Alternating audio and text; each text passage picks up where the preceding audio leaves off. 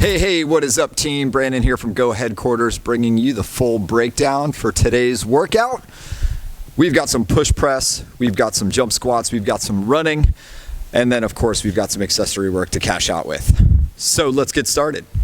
To warm up today, I want you guys to do 5 minutes of steady state work. So I can't really talk about this because this depends on what equipment you've got. So I either want you to go for a 5-minute run or a 5-minute row, bike ride, jump rope, whatever you've got. Just give me 5 continuous minutes. I don't want intervals. I just want something steady state, okay?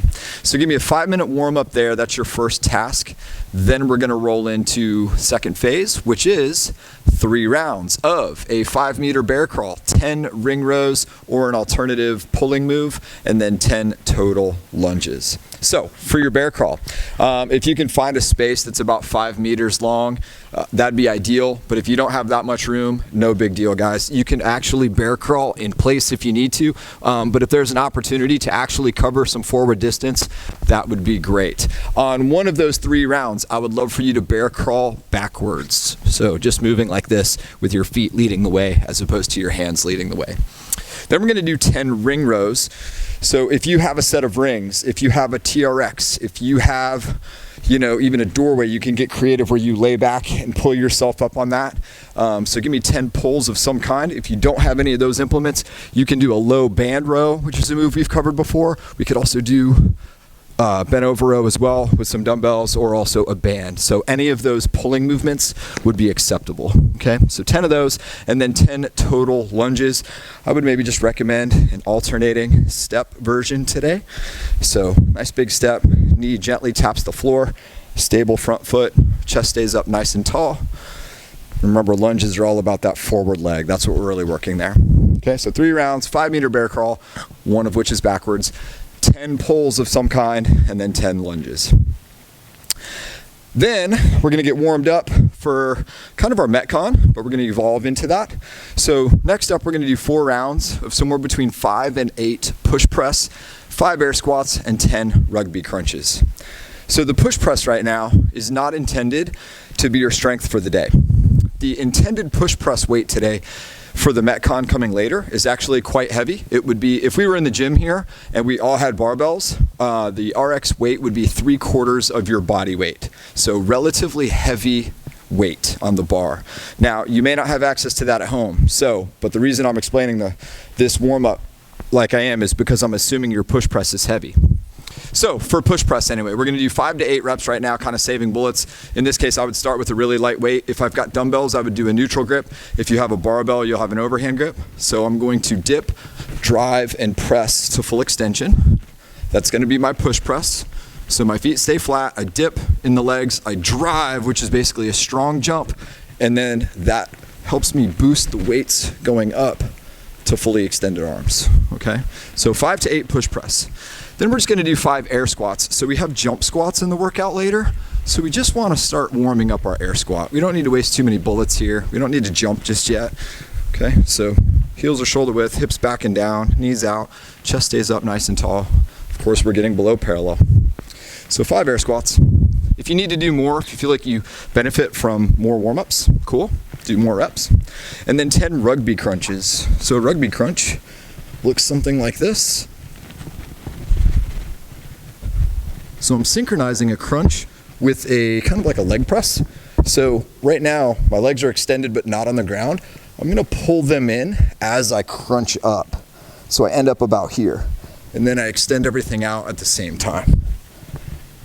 Okay, so it's not a full sit-up, it's just a crunch. Your low back will stay on the floor for that. So you're doing 4 rounds of 5 to 8 push press. But what I would do in this routine is I would add weight every single time through the 4 rounds. That's assuming you have the equipment to do so. If you happen to only have one heavy set of dumbbells, what I would do in that case is maybe my first set or 2, I would use just a single dumbbell doubled up like this. And I'd maybe warm up with that single, and then later, maybe on round 3 or round 4, when I need to really kind of feel out my working weight, then finally double it up and use the full weight that you have access to today. So the idea behind the 4 rounds of push press, air squats, and rugby crunches is to get warmed up and fully prepared for the Metcon that I'm about to go over. So let's go over the Metcon. So what we want to do for this is for time. You're going to do a round of 15, a round of 12, and a round of 9.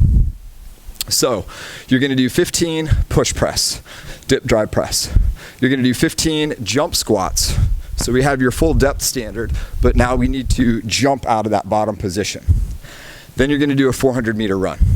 Then you do 12 push press, 12 jump squats, 200-meter run, then 9 push press, 9 jump squats, and only a 100-meter run. So this is descending work through those 3 rounds, okay? Technically, if I was gonna like RX that workout, again, it would be 3/4 of your body weight on a barbell. But use what you've got, guys. So once you're done with all of that, the 15, 12, 9 theme, the clock is still running. You have to cash out with 50 push-ups, okay? That obviously does not need to be unbroken, but they need to be done according to standards, and they are still on the clock. So there is a sense of urgency to keep moving quickly through the push-ups. So it's not just accessory work where you're trying to like pace it out and be very strategic. You're trying to stay on the gas and go for it, okay? I'd recommend not going to failure too early in that set of 50.